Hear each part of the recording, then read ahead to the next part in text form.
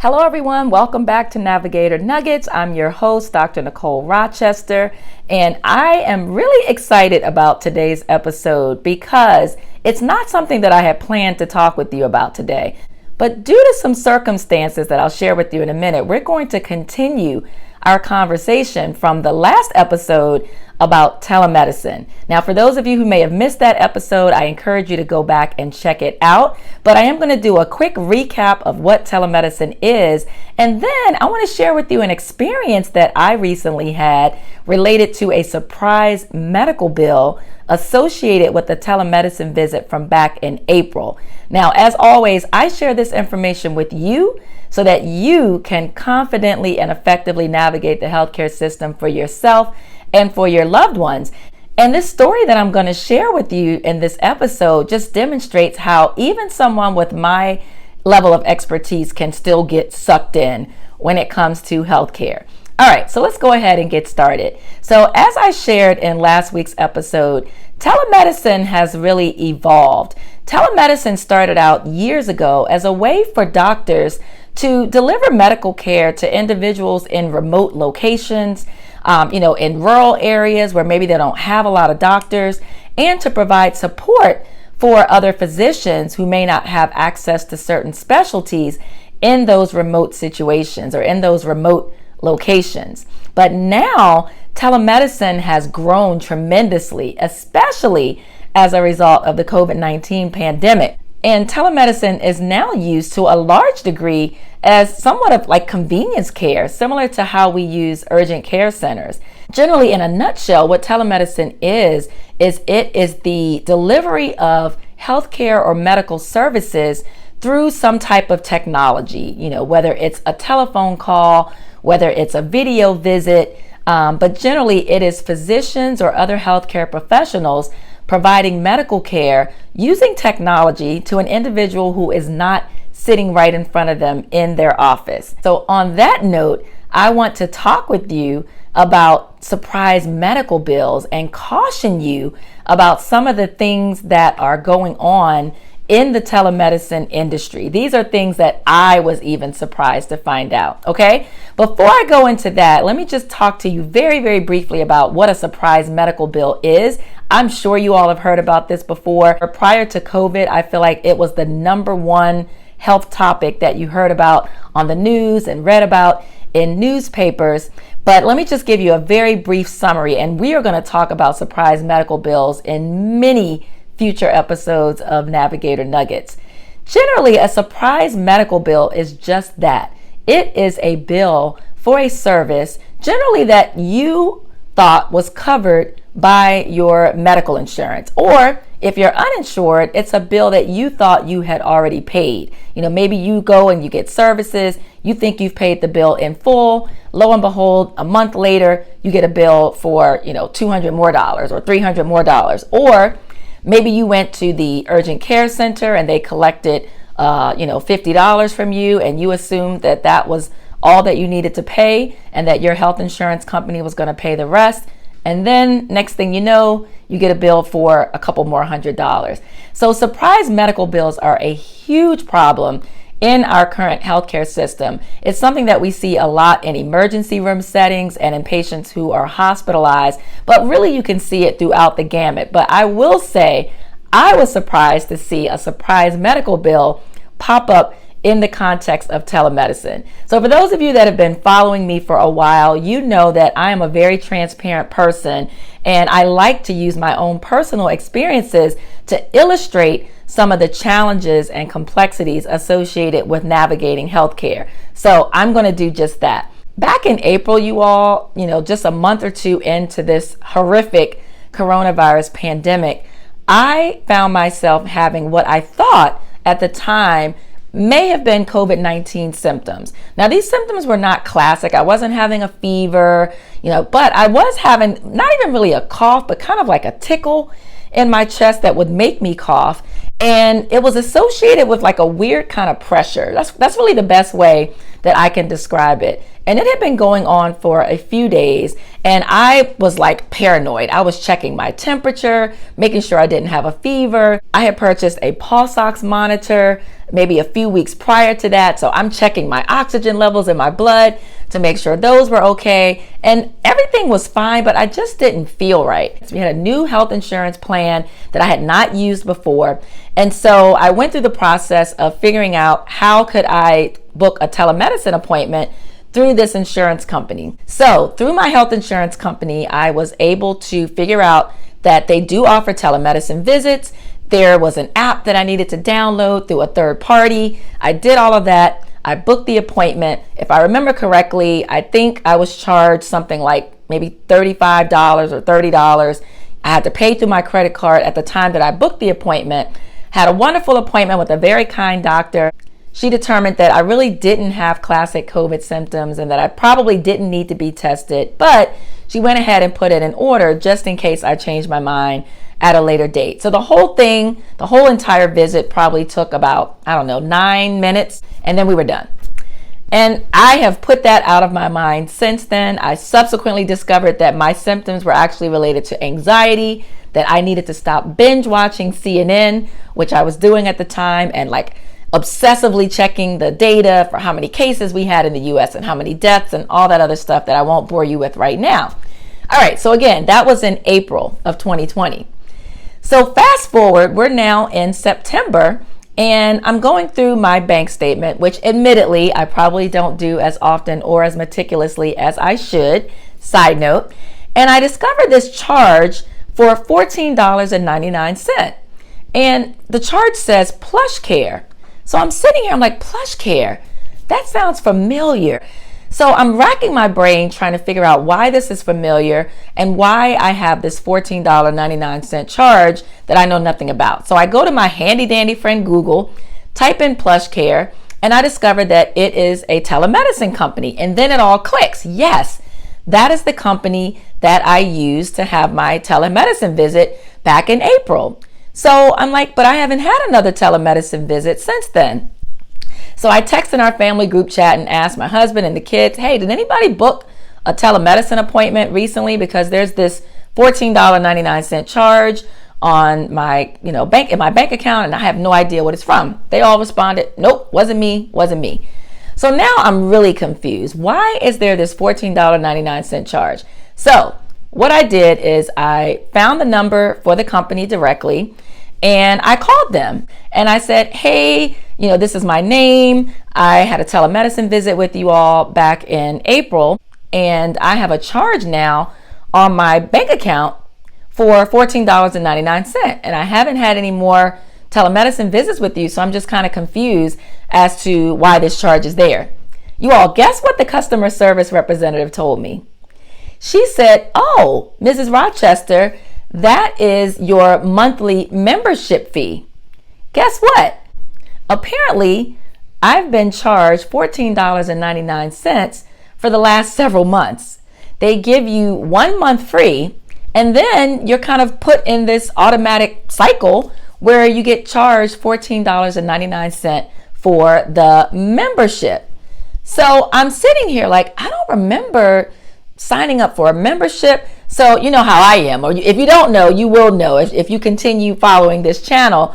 I don't play around when it comes to money, and I don't play around when it comes to health. So I began to ask some more questions, and I basically told the lady, I don't recall signing up for anything. I downloaded the app, I booked the appointment.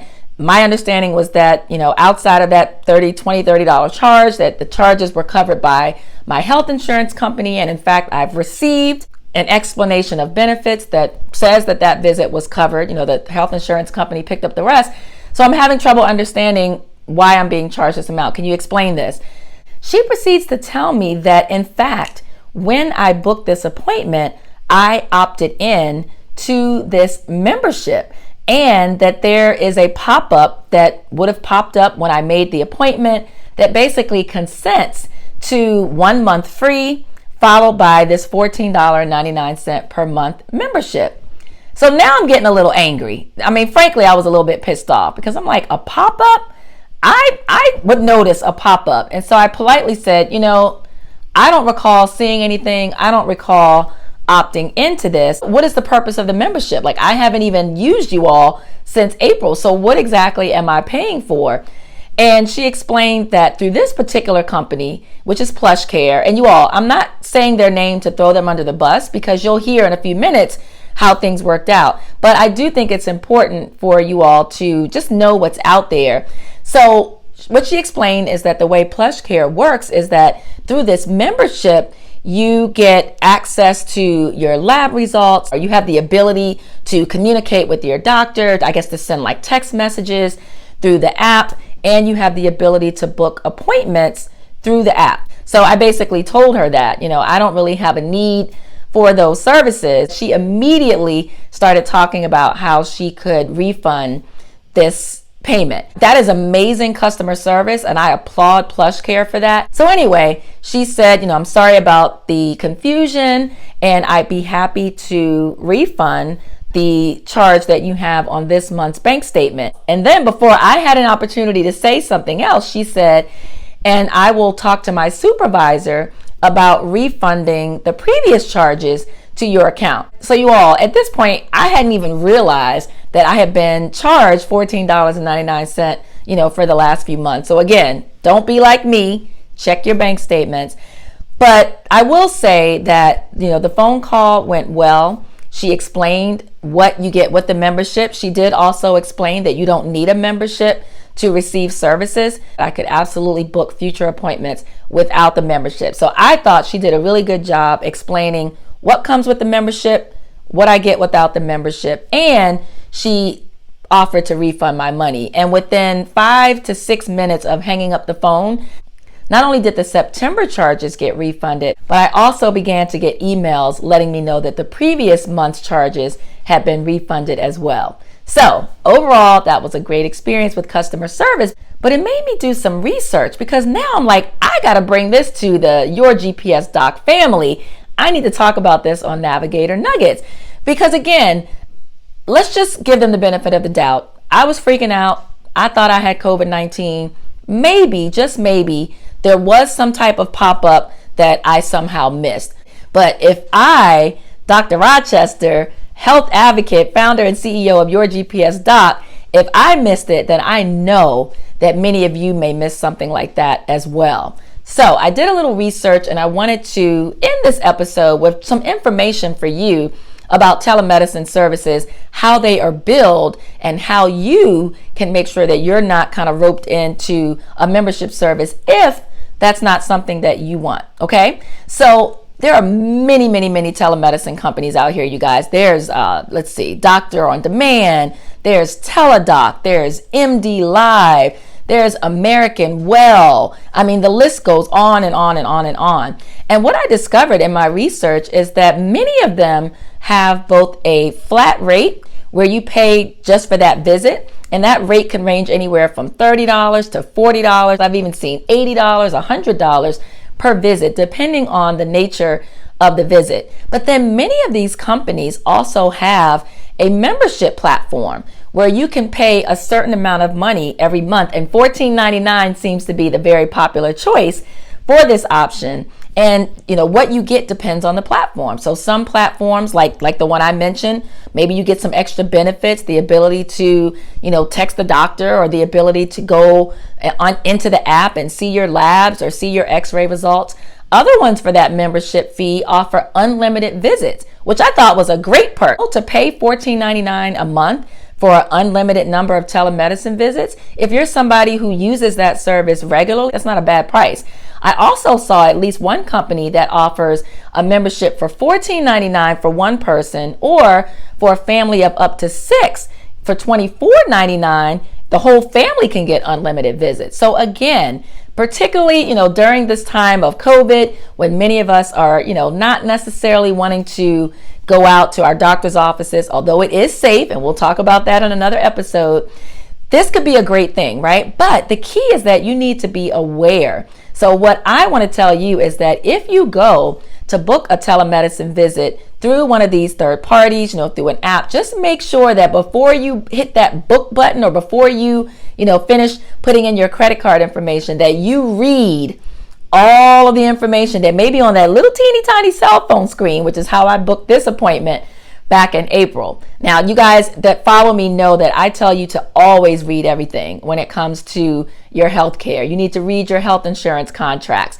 You need to read the paperwork that they have you fill out in these doctor's offices. So honestly, I'm a little bit angry at myself that I somehow missed this information. But again, I'm very happy that I discovered it, that I made the phone call, and that they were able to clear things up. The other thing I'll add is that telemedicine is often a benefit of your health insurance company. It doesn't mean that the visit is going to be completely free, but like many other services, your health insurance company will likely subsidize that visit, meaning if you're paying $30 for that visit, the true cost of that visit is probably more like $150 to $200. And what you're paying is, just a copay, a fixed amount for that service. You also should know that even if you don't have health insurance, you absolutely have access to telemedicine through some of these third-party companies. And in that case, you will likely pay a higher rate, but it may be worth it to you in order to, be able to see a doctor remotely. So don't be shy about looking into this option, even if you don't have health insurance. All right, so just to kind of wrap up and summarize, telemedicine, I think, is amazing. I am happy to see that it is flourishing due to COVID. I am sure that it is going to continue long past COVID. And I think that it's appropriate for many things. Think about if your mom, let's say, follows her primary care doctor, and maybe every 3 months she's scheduled for a check, just to kind of make sure that her blood pressure is okay and make sure that her blood pressure medications are going well. Well, these days you can get your own automated blood pressure machine. They even have some that you can plug into, phones and tablets and computers and things like that. And a lot of those types of visits can be done remotely, where if the doctor just wants to know, how are you doing? Are you having any leg swelling? Is your head hurting? Is your blood pressure controlled? Let's go through your blood pressure measurements that I asked you to write down over the last 2 months. There's no reason necessarily for you to have to get in your car, drive to the doctor's office, find a parking space, sit in a waiting room. So that's just one example of a great use for telemedicine. And many of you will be using these types of services. So I love it. Let me just make it clear. I love telemedicine. That's number one.